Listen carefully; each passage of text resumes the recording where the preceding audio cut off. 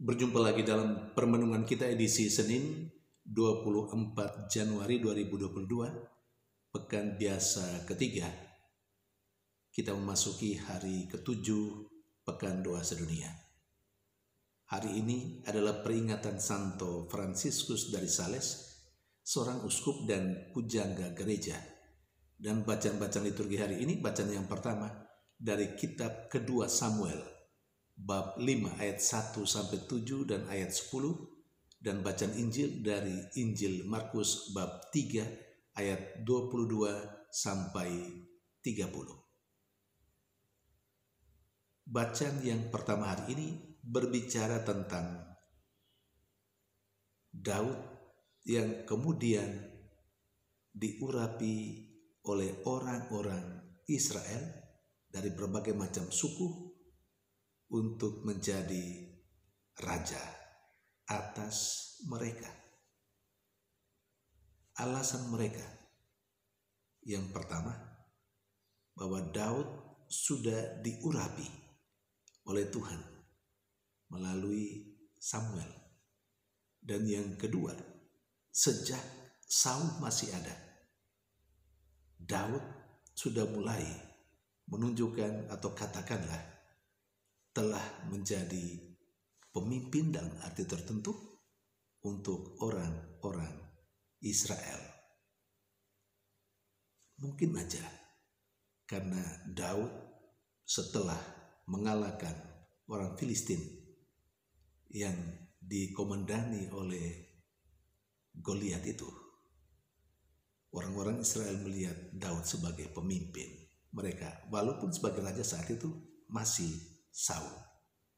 Inilah alasan mereka untuk mengurapi Daud menjadi raja atas mereka.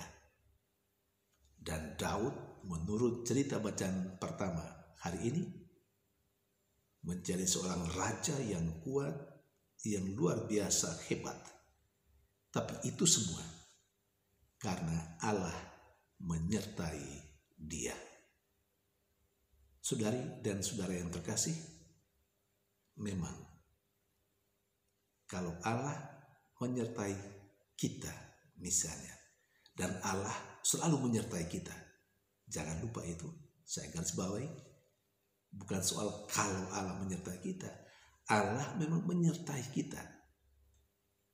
Itu hakikatnya, Allah menyertai kita. Hanya terkadang kita merasa bahwa Allah tidak menyertai kita, tapi Allah sungguh menyertai kita. Dan kalau Allah yang kita imani selalu menyertai kita, kita tidak perlu takut dengan kehidupan kita ini. Seperti apapun tantangannya, seperti apapun sulitnya. Saudari dan saudara yang terkasih, sementara dalam bacaan Injil, kelompok ahli Taurat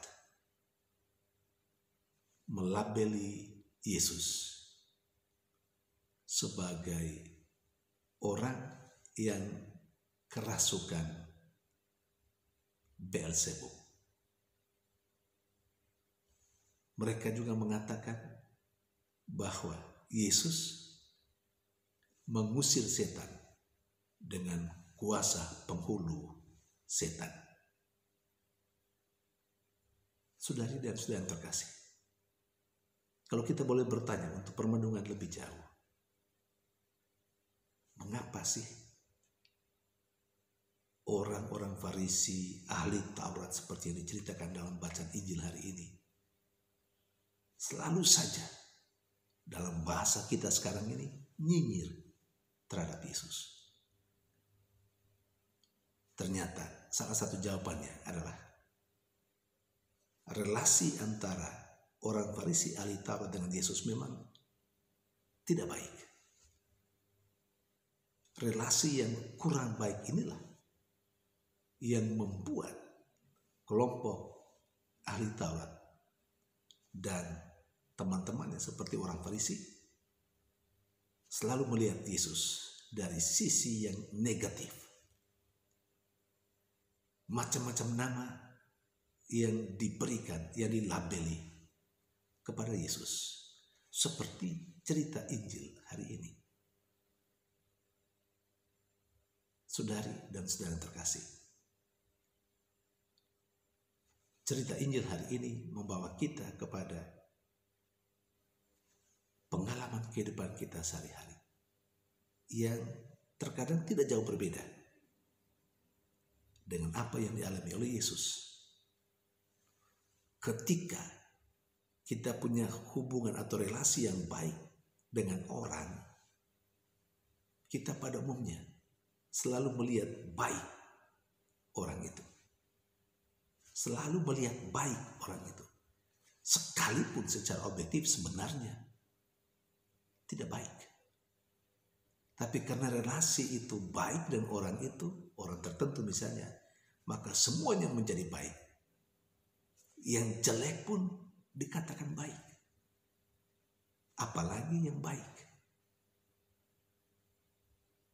Nah, ketika relasi dengan orang tertentu tidak baik, semua hitam, kita melihatnya. Semua tidak baik. Itu kalau relasinya tidak baik. Semua menjadi tidak baik. Yang baik dikatakan tidak baik, apalagi yang tidak baik. Saudari dan saudara yang terkasih, hari ini juga kita memperingati Santo Fransiskus dari Sales, seorang uskup dan pujangga gereja. Lahir di Sales. Dia adalah seorang ahli hukum gereja, tapi juga sekaligus hukum sipil. Dia ditabiskan menjadi imam, lalu kemudian ditabiskan menjadi uskup Jenewa. Fransiskus dari Sales ini dikenal dengan khotbah-khotbahnya yang sangat menarik karena berangkat dari pengalaman pribadinya, keluar dari permenungan yang mendalam tentang Allah, dari hatinya. Ada banyak hal yang baik. Tetapi saya tegaskan satu hal berikut ini. Fransiskus dari Sales, dia menuliskan 2 buah buku. Yang pertama, yang disebut dengan Theotimo, dan yang kedua disebut dengan Philothea. Kedua buku ini berisikan tentang spiritualitas awam, spiritualitas hidup awam, dan undangan, ajakan kepada semua orang beriman kepada kesucian. Kesucian tidak menjadi milik eksklusif kaum berjubah, tapi milik semua orang yang percaya. Kaum berjubah bisa juga menjadi suci dengan cara hidupnya sebagai kaum berjubah. Dan awam bisa juga menjadi suci dengan cara hidupnya sebagai awam. Itu yang mau ditegaskan dalam kedua buku itu. Saudari dan saudara yang terkasih, semoga bacaan-bacaan liturgi hari ini dan juga peringatan Santo Fransiskus dari Sales menjadi inspirasi bagi kita untuk menata kehidupan kita lebih baik lagi ke depan. Tuhan memberkati.